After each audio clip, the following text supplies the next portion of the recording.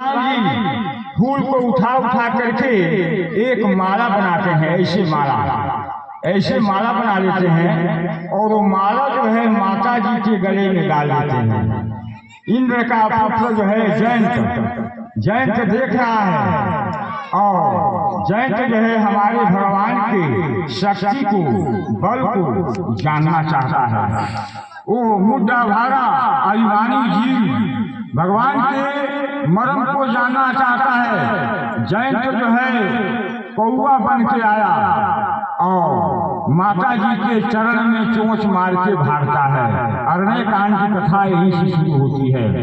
और कौवा जब माता जी के चोंच में यानी चरण में चोंच हट भागा, तुलसी बाबा वारस लिखते हैं कि सीता चरण ही चोंच हट भागा, सीता चरण ही चोंच हट भागा, मानव मंडमती कारण कागा, मानव मंडमती कारण कागा। यानी हमारे तुलसी बाबा लिखते हैं कि माता जी के चरण में चोंच मार के भागा। और हमारे वाल्मीकि बाबा लिखते हैं वाल्मीकि रामायण में कि सीता मैया के स्तन में चोंच मार के भागा। लेकिन भागा सीता स्तने चोंचम भाग थी, स्तन में चोंच मार के भागा। और हमारे तुलसी बाबा कुछ बात को गोपनीय में छिपा करके रखे हैं, लिखे हैं कि माता पिता को पर्दा से बाहर में कैसे करूं। इसलिए हमारे तुलसी बाबा लिखते हैं कि सीता मैया के चरण में चोंच मार के भागा। और जब चोंच मार के भागा तो चरण से खून निकल गया। हमारे प्रभु राम जी यानी देखते हैं कि सीता के चरण से रक्त निकल रहा है, कौवा भाग रहा है। तो हमारे प्रभु राम जी जाके सरकंडे का बाण ब्रह्मस्त्र पढ़ के छोड़ देते हैं और बाण जो है कौवा के पीछे लग गया। कौवा भागते भागते यानी स्वतः ब्रह्मा जी के पास गया। ब्रह्मा जी देखते हैं कि राम जी का बाण आ रहा है। तो ब्रह्मा जी बोले कि अरे बाप रे बाप, ये तो राम जी का बाण आ रहा है। और कौवा कहता है हमको बचाइए। हमारे यानी मानस में तुलसी बाबा लिखते हैं कौवा बोला कि ब्रह्मा जी बचाइए मुझको, ब्रह्म पिता बचाइए। ब्रह्मा जी ने कहा कि जाओ, मेरे पास जगह नहीं है बचाने का। ब्रह्मा जी बोले कि मैं नहीं बचा पाऊंगा, भागो यहाँ से। कौवा वहां से भाग लेगा। भागते भागते कौवा कहाँ गया, आगे चले आइए, आगे आ जाइए, आगे आइए, आगे बैठ के कथा सुन, पीछे ना कथा में आगे जगह बढ़नी बात, पीछे बैठा कौन आगे जगह अगर ना रही तो पीछे बैठे जाइए। आगे जगह है तो आगे बैठिए। आगे बैठेंगे तो जो है यानी वक्ता को मुंह लगता है। बैठी बाबा बैठिए।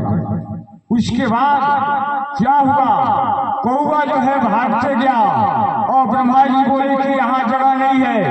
कौवा वहां से भागते भागते कहाँ गया, और जो है यानी स्वतः भोलेनाथ के पास गया। कैलाश पहाड़ पे भोलेनाथ देखते हैं कि राम जी का बाण आ रहा है। भोलेनाथ ने कहा कि मेरे पास जगह नहीं है, भागो यहाँ से।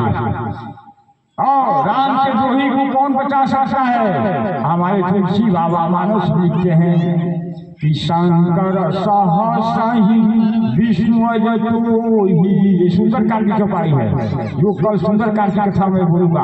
और कथा में आने के पहले आप लोगों को क्या नियम बनाना पड़ेगा। अभी ये कथा वाणी को मैं विराम दूंगा तो मैं बताऊंगा।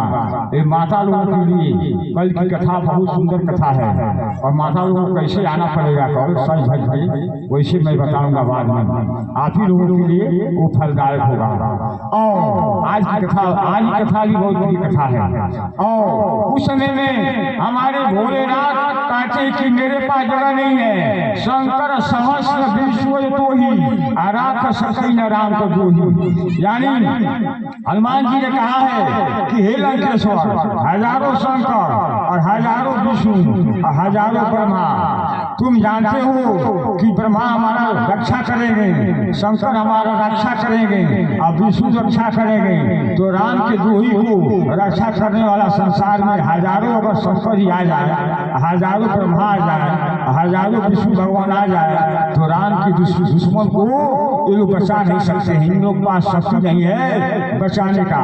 राम के द्रोही को कौन संसार में बचा सकता है? हमारे हनुमान जी महाराज रावण से कह रहे हैं सुंदरकांड की 1 चौपाई में बोला आज, और आज मैं अरण्य कांड की कथा में बोला हूँ। और इसके बाद हमारे जो है वहाँ भोलेनाथ नहीं बचा पाए जंत को। जंत कौवा बना हुआ है। जंत फिर कहाँ गया? इंद्र के पास गया, अपने पिता के पास। इंद्र से कहा कि पिता जी मुझको बचाइए। लेकिन इंद्र भगवान देखते हैं कि राम जी का बार आ रहा है। इंद्र भगवान ने कहा कि अरे दुष्ट नारायण चंडाल, तू क्या गलती किया है? ये तो राम का बार है, इसको कौन बचा सकता है? भागो यहाँ से, नहीं तो हमारा इंद्रासन समाप्त हो जाएगा। ये बाढ़ जब लग जाएगा यहाँ पर तो हमारा इंद्रासन भ्रष्ट हो जाएगा। इसलिए इंद्र ने कहा कि भागो, हमारे पास शक्ति नहीं है। तुलसी बाबा हमारे मानस में क्या लिखते हैं कि काहू न कहा बैठन ओही, राखन सकही राम कर दोही। बचाने की बात तो अलग है, किसी ने बैठने को भी नहीं कहा। तो दुष्ट को पापी को कौन बैठा सकता है? यानी साधु के लिए जगह है, चंडाल के लिए कहाँ जगह है, नलाई के लिए कहाँ जगह है? और किसी ने बैठने को भी नहीं कहा। बचाने की बात तो अलग है। हमारे तुलसी बाबा हमारे सोचते हैं नारद जी के जैसा कोई संत नहीं हुआ। नारद जी के जैसा कोई संत हुआ ही नहीं। तुलसी बाबा लिखते हैं कि नारद देखी ही विकल जयंता, लागी दया कोमल चित संता।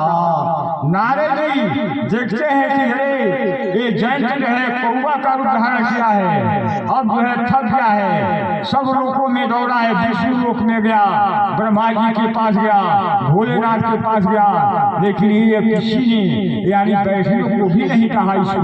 तो नारद जी आते हैं श्रीमन नारायण नारायण नारायण, श्रीमन नारायण नारायण नारायण, श्रीमन नारायण नारायण नारायण, भजमन नारायण नारायण नारायण, भजमन नारायण नारायण नारायण, सीताराम नारायण रघुश्याम नारायण, श्रीमन नारायण नारायण नारायण।